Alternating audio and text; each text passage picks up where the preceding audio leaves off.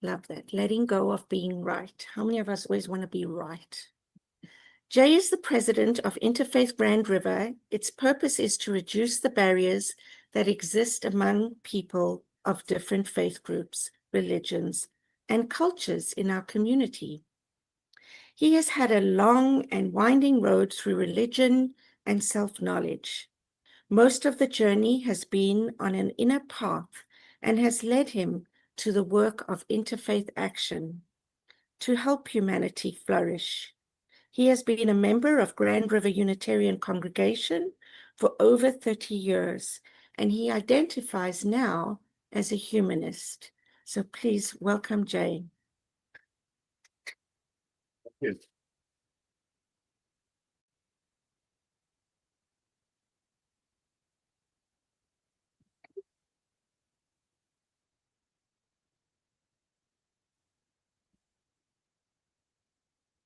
Sure. Okay. I think that's the thanks. Mhm. This up a little bit. Okay. Oh, maybe it's up already. Looks like it's pretty tall already. All right. That's good. Well, good morning. I'm happy to be here. I have some connections, some history with Unity. Some of you will remember Hala Piekarski. Yes, yes. Hala was a member of the Unitarian Church at the same time as she was a member with Unity. And we would go back and forth quite a bit. And Hala was, well, she was so interested in so many of these matters of religion, matters of faith, matters of personal growth. And so I sought her out as a mentor. And she would talk often about coming here and being a part of Unity. Another connection I have is with Clark Reed. Clark Reed was a member here for I don't know, maybe a decade. He's an American who came to work for Canada many years, came to work in Canada in the 70s, and then finally went back to the US to his home. But he was definitely a mentor of mine. And he did training, and I was part of his training groups. We became friends. I visited him often in Florida once he moved back, and so on. And both Hala and Clark have passed on. Another connection I have is with Mark, who's attended for a while here. He's even on the board here for a while, right? Yes.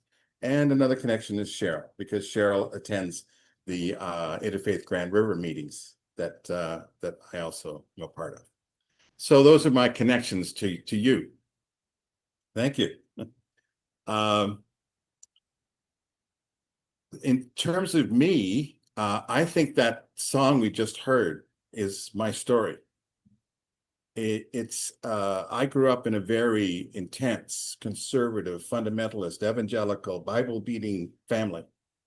And so all those things that he referred to as a child, and going through with church and the impression, the messages that were given to him as a child, that's what I got.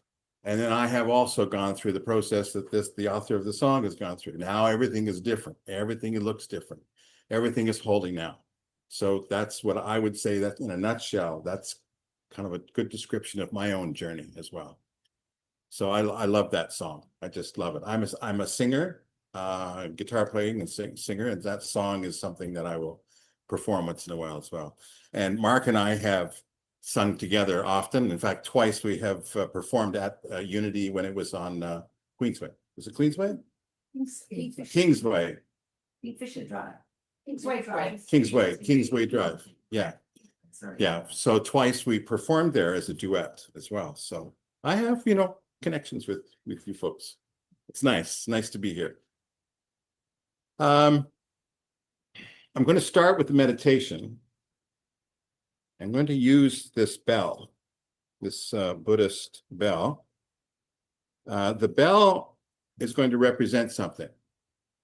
The bell is, when I ring the bell, I'm going to take a moment, and I'm asking you to reflect on what you've just heard. and then I'll move on and ring the bell again. I'm going to ask you to reflect again. And this morning, as I was driving here, I thought, what's familiar about this? What's familiar about this? And I remember a Bible scripture that was on the wall in our home. My mother loved putting up, verses in framed pictures on the wall. And there was a passage by St. Paul somewhere, and I don't remember exactly which one it was, but at the very end, the quote is, "Think on these things." So I've remembered that, and I thought, that's what I'm doing with this bell. I'm asking you to think on these things. So I'll begin, and you will think on these things. O mystery. O mystery beyond my understanding, voice in my heart answering to the earth, and light of distant stars.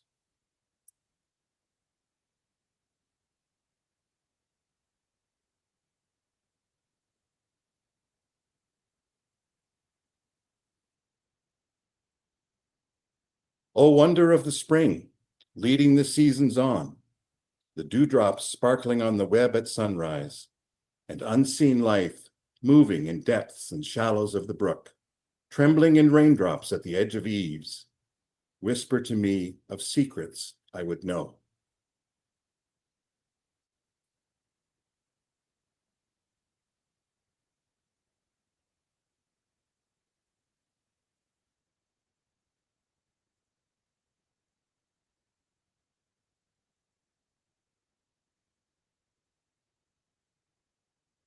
O power that flows through me and all that is, light of stars, pulsating in the atoms of my heart, whether you are mind and spirit, or energy transcending human thought, I cannot know.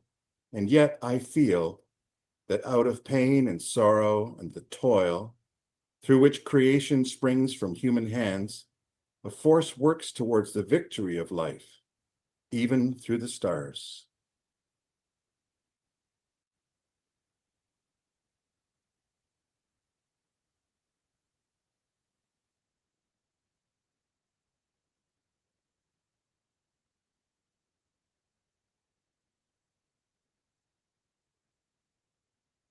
Here on the earth, winter yields slowly, strikes again and hard, and lovely buds advance, guards of spring, suffer harsh death, and pity moves the heart.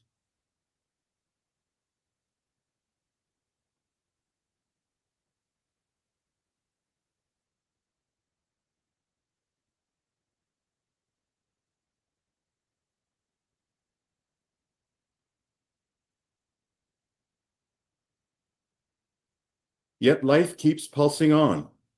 The stars still shine, the sun rises again, new buds burst forth, and life still presses on. Oh, mystery! I lift my eyes in wonder and in awe.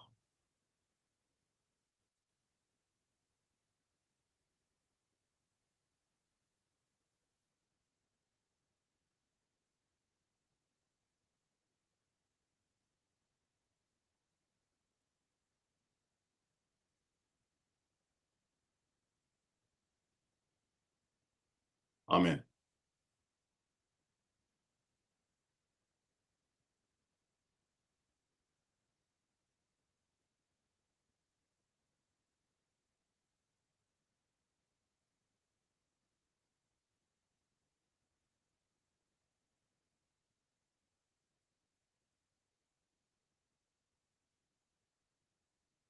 I'm going to begin by sharing a short summary of just a part of a well-known story, Gulliver's Travels. It was written in 1726 by Jonathan Swift in England. For those of you who don't know the story, Gulliver wakes up after a storm at sea and finds that he is shipwrecked on an island. Very small people, who consider him to be a giant. He is in the kingdom of Lilliput, and once the little people realize he's not going to hurt them, they implore him to help them in their ongoing war to defeat their enemies from the kingdom of Blefuscu, located on another island not far away. This part of the story is referred to as the War of the Eggs. Gulliver visits the Lilliputian capital city of Mildendo and the emperor's palace.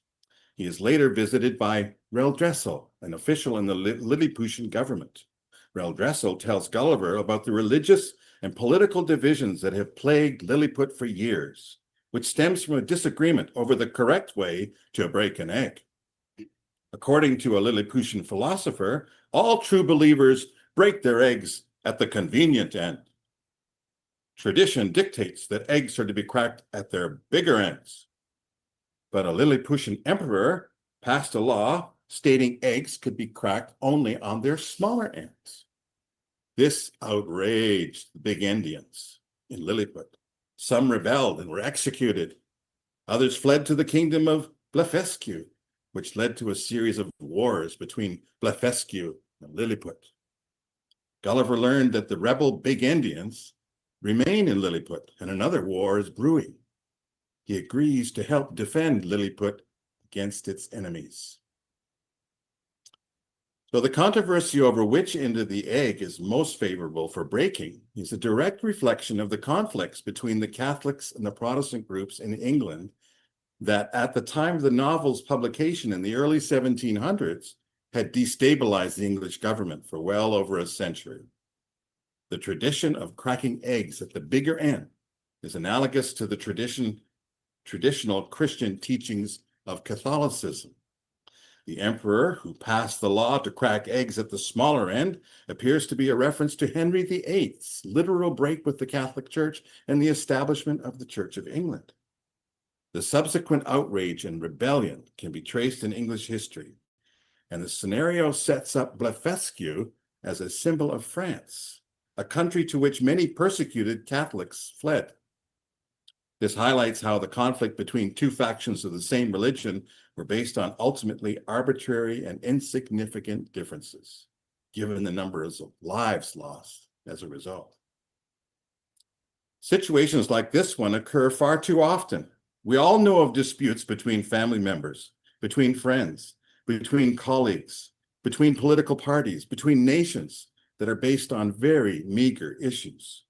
Our tribes have stories and we hold on to our versions of those stories, declaring that other versions are wrong, misguided, or evil. And humans can hold grudges for a very long time, centuries sometimes. How many people and relationships are sacrificed when someone says, "But it's the principle of the thing"? The million-dollar question here is, why do humans do this to each other? Some of us see that we can be our own worst enemies when we perceive threats everywhere and that our survival and our flourishing as a species has relied on cooperation as much or more than competition. Humankind has survived because we have helped each other get food, provide shelter, to protect each other from real threats. In fact, there are lots of examples of animals doing similar behaviors for the sake of the pack, or the herd, or the flock. Yet we still get hostile unnecessarily and use separation and aggression in response to dealing with the unfamiliar others. Most armchair psychologists can tell you that fear is the emotion that underlies a choice to act this way. When we think we are being threatened, we justify and rationalize many defensive or aggressive behaviors. This is normal, unfortunately. Again, we see this in nature. We are a part of nature and we share many common functions with our animal cousins. Yet because we are human, some of us have striven to rise above the brutality of a dog-eat-dog world. Some of us desire to create a world where threats are reduced, where there is more opportunity and support for building safe and constructing relationships, and where peace is more prevalent than conflict and strife. There is no doubt that to do this, we are going to have to give up many of our old ways, old beliefs, old myths, old habits. One of these things we will have to let go of is the need to be right. I'll say more on this later. For about 9 years, I have been involved in a local organization called Interfaith Grand River. It was formed in the summer of 2001, 24 years ago, and the first meeting was held 2 days after 9/11. Just imagine a room where Christians, Jews, and Muslims came together for the first time right after the towers came down in New York City, and the animosity towards Muslims was flaring very highly. The tension in the air was palpable. Since that time, we have met once a month to keep talking, to build good relations among us, and to work towards reducing the barriers among all religious and cultural groups in our region. So if that's what it is, interfaith, what is it not? Interfaith is not about reinforcing the differences that exist among us. It's about accepting and appreciating them. Interfaith is not about standing aloof from one another politely. Some people use different terms to describe various relationships. Take the term multi-faith or religious pluralism. Sometimes these are meant to indicate that a society may tolerate and even respect other religions, but there may not be active reaching out across the divide. Real interaction, getting to know and understand each other. Interfaith action calls us to reach out, to connect, to get closer. Interfaith is very closely aligned with social justice because it is the common ground among most religions. It's very easy for folks from different traditions to arrive quickly at an agreement that we should do something to improve the lives of our neighbors. That's a no-brainer. Sometimes that can readily become the singular focus among different groups. But interfaith is not simply social action. What makes interfaith different from the many secular social agencies in town? We have an active, secular, multicultural center in Kitchener with good people serving the needs of many folks of diverse cultures. How is Interfaith Grand River different from the Multicultural Center? Interfaith means that our religious beliefs are part of our motivation to act. Our desire to be of service to our neighbors is part of our spiritual calling. And generally speaking, whether we are believers or non-believers, consideration of our inner lives is a major factor in how we come together and address issues. This interfaith work is part of my spiritual practice. It's not simply secular, because to build relationships that affirm the worth and dignity of all people is sacred to me. When I got to know the people who come from different cultures and religions, it became clear to me that those who are committed to peace through interfaith relationships have given up the need to be right. So why does it matter? Everyone hearing these words today can think of examples in history from ancient to recent where religion has been a major factor in the divisions among us. You will recall my story of Gulliver's Travels at the beginning of my talk. Some of the most destructive actions taken on the planet by humans have been justified with religious language and religious loyalty. It's not the religion itself that is to blame for the violence and destruction. The perpetrators of harm have used selected holy scripture to justify their actions. Religious doctrines have been used to justify violent action. Aggressive leaders have tried to sanctify their warlike actions, absolving themselves of condemnation and selling the righteousness of their militaristic and hostile plots with religious whitewash. Very nasty stuff. Religion itself is not the problem, but it has been a great tool in the reinforcement of insular divisions that have been woven into the fabric of what has made us human for as long as there have been humans. We wouldn't have survived without the primacy of the tribe. The tribe is an extended family, a larger group there to support and protect our family units. We have biologically based attachments to our primary family, bonds that provide life. Those attachments are extended to our clan and our tribe. For most of our history, defense of these bonds has been a matter of life and death, but this has included separating ourselves from the other, making an enemy of the other. Today, prejudice is the result. Unless we take into account these primitive biological and mythological forces, some which are very destructive and divisive, that are like hidden programs running in the background, we may never resolve some of the barriers to creating a healthier world. For those of us who would like to see change in the world, it's clear that will take a very long time.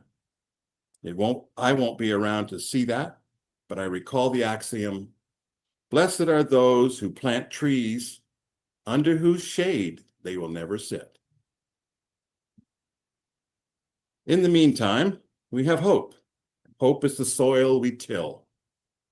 Leila Gifty Akita said, hope is a fertile soil where flowers may blossom.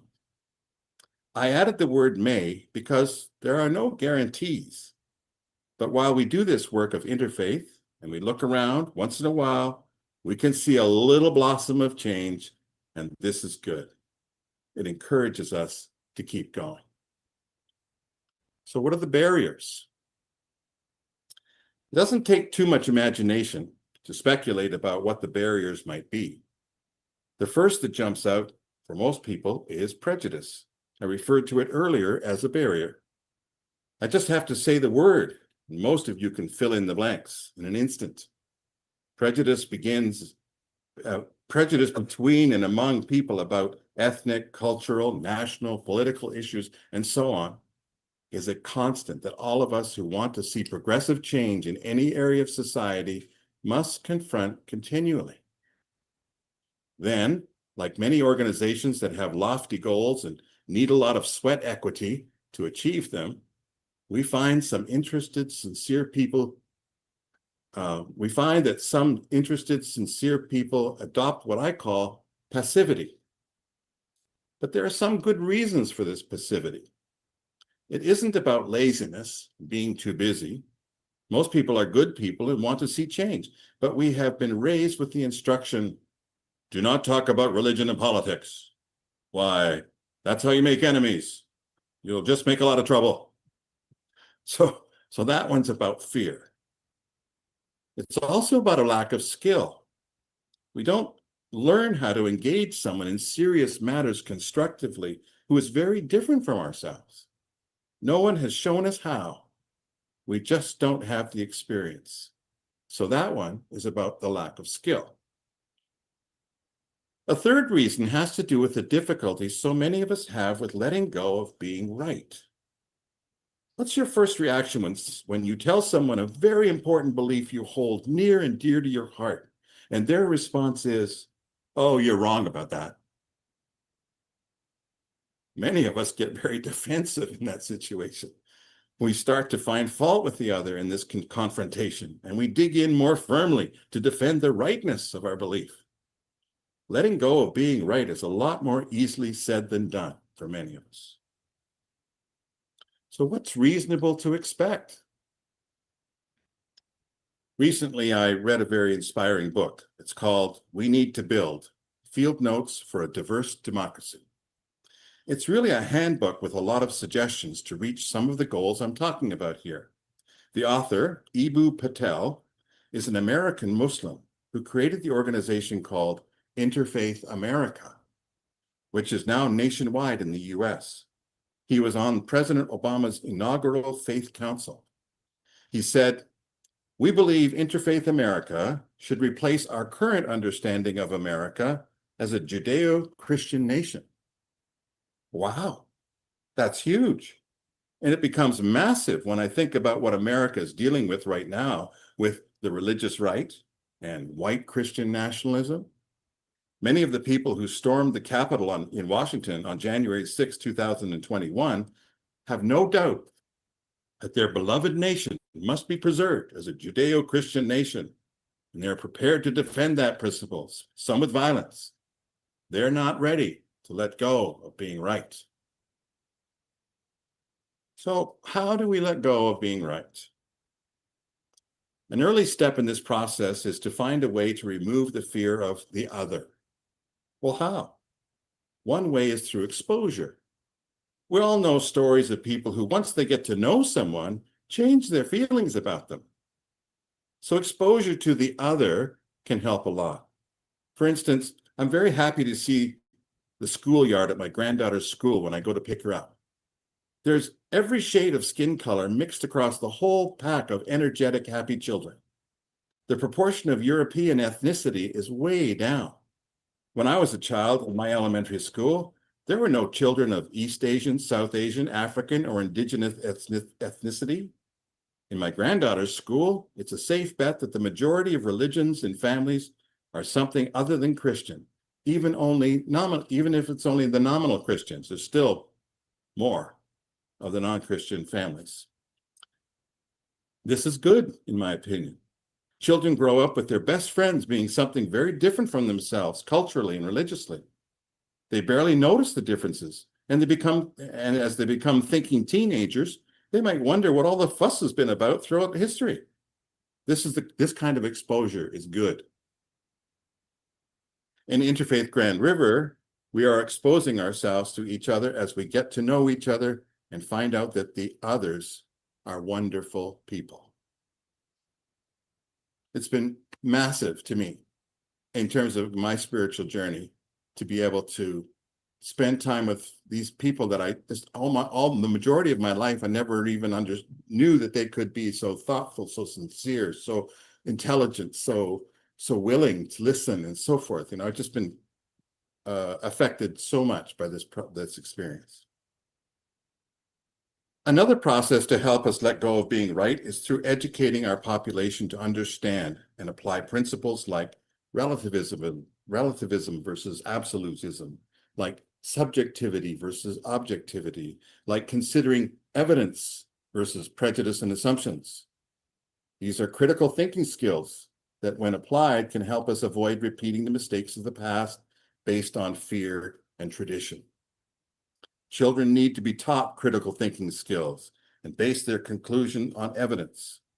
If there had been such a child in Jonathan Swift's story in Gulliver's Travels, they might have asked, to the horror of the establishment around them, what does it matter if we open our eggs from the big end or the small end? What's the big deal? So at a recent Thanksgiving event hosted by Interfaith Grand River, we were asked to state what we were grateful for. I said I was grateful for open hearts and open minds. I said that if it weren't for open hearts and open minds, we wouldn't all be sitting here in this room together, accepting and supporting each other. Because we have open hearts and open minds, we are able to let go of the need to be right. So why am I doing this? I'm someone with a very checkered past when it comes to religion. I have wrestled with it. I have jumped on bandwagons with it. I have rejected it. I have been ecstatic about it. I have been angry about it. I've wondered about it. I've been sad about it. I've been all this and more when it comes to religion. When I thought of all religions, all major foreign beliefs and customs, as well as the familiar dogmas and doctrines of my own experience, it was very easy for me to say, they're all just plain nuts. But somewhere in the last decade, just as I was raising my head and looking around a little bit further and a little wider, I got a chance to be with other people who were honestly seeking connection with something larger than themselves, even if that something was simply an idea. I found out that these very different people were more like me than I'd ever imagined. I found fellow pilgrims making their progress in their own ways. And all this came in a package called Interfaith. In many conventional religions, I am rejected outright because I'm a non-believer in whatever doctrines or dogmas deemed to be the ultimate truth in some prescribed arena. But with my interfaith friends, I'm accepted for who I am, and there are none of the usual conditions that must be met. Interfaith Grand River is a fertile garden where even the most unconventional little flower like me can flourish. You didn't know I was a little flower, did you? So why do I do this? First, to answer this, I'll describe my big picture perspective that I want to be a part of. I'll take a page from Margaret Mead, who said, "Never doubt that a small group of thoughtful, committed citizens can change the world.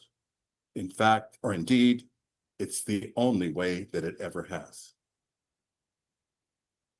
Pardon me, it's the only thing that ever has, right? I want to read that again, just because this is a very significant piece for me. Never doubt that a small group of thoughtful, committed citizens can change the world.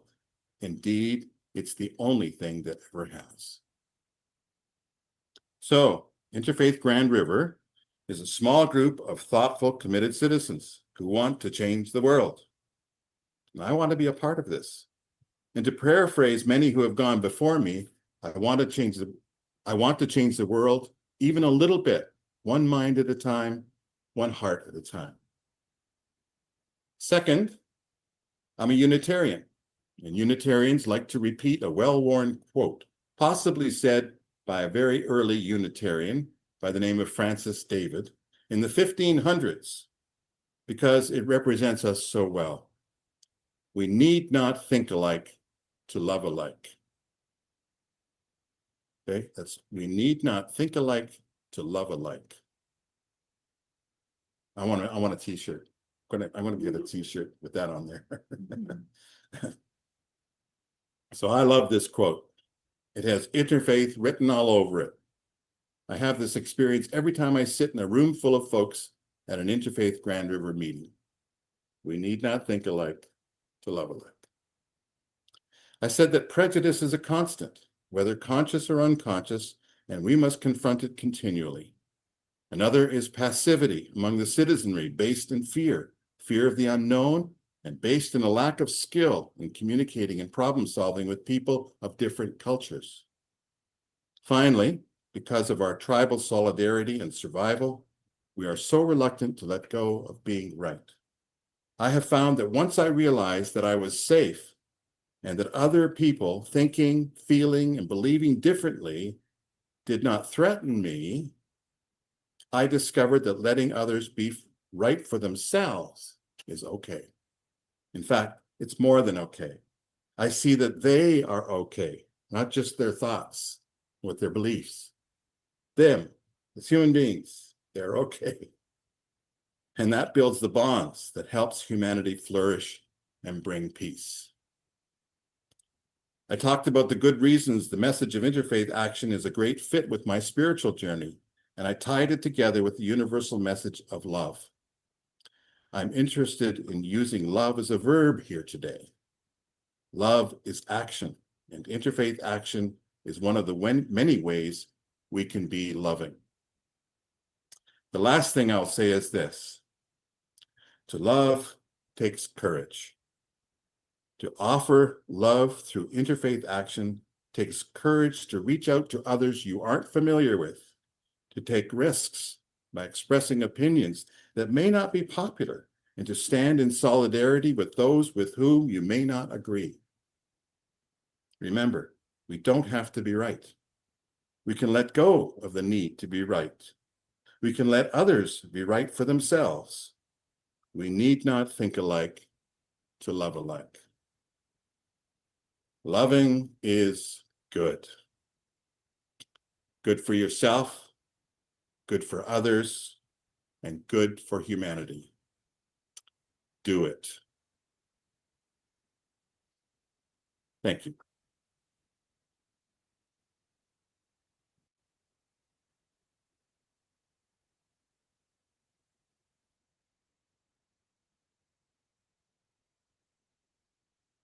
Thank you so much, Jay. There was so much richness in that talk. I was trying to remember things to say, and then I'm like, I just can't. There's just too much here.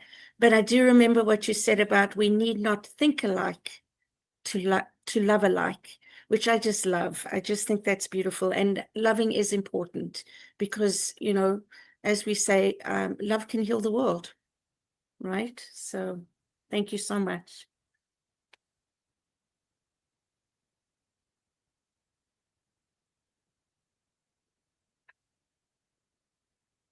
And now we're going to hear Jay sing, Let the Mystery Be.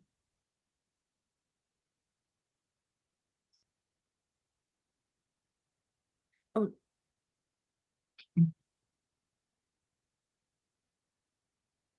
Everybody is wondering what and where we all came from. Everybody is worried about where they're gonna go when the whole thing's done. No one knows for certain, so it's all the same to me. I think I'll just let the mystery be. Some say once gone, you're gone forever. Some say you're gonna come back. Some say you rest in the arms of the Savior if in simple ways you lack. Some say they're coming back in a garden bunch of carrots, little sweet peas. I think I'll just